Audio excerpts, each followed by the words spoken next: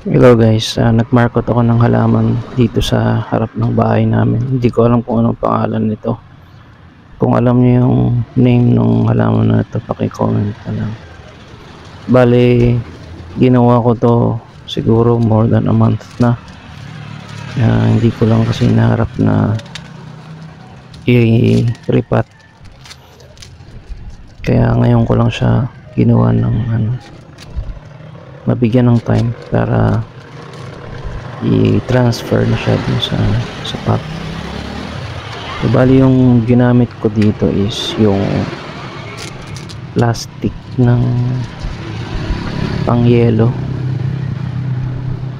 Bali kinat ko lang siya at nilagyan ko ng lupa sa loob, and then yun, nilagay ko dyan sa sanga nung halaman. Syempre babalatan nyo yan, tapos ilalagay nyo yung lupa. So ito na yung ugat, ang dami. Medyo matagal na rin kasi siya, at saka paulan-ulan pa, kaya yung roots niya sobrang nag-grow ng madami. Ayan, no? So puputulin muna natin to. Medyo matanda na tong halaman na to, kaya pansinin nyo yung tsanga, kahit maliit ang ang tigas niya. So ayan, ang ganda nung ugat niya, ang puti, ibig sabihin healthy talaga siya. So tatanim na natin to dito sa paso.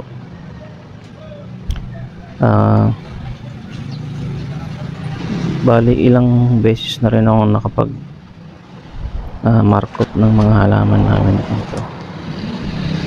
Basta yung mga woody na halaman, yan yung best na minamarkot.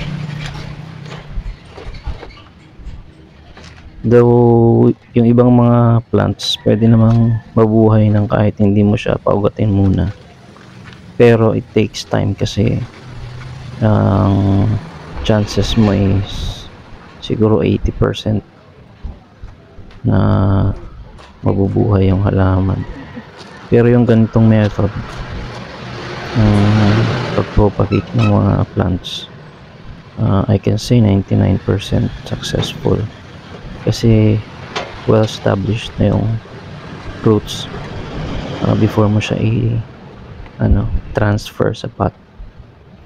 Kaya malaki yung porsyento na magiging successful at mabubuhay yung halaman. Ayan.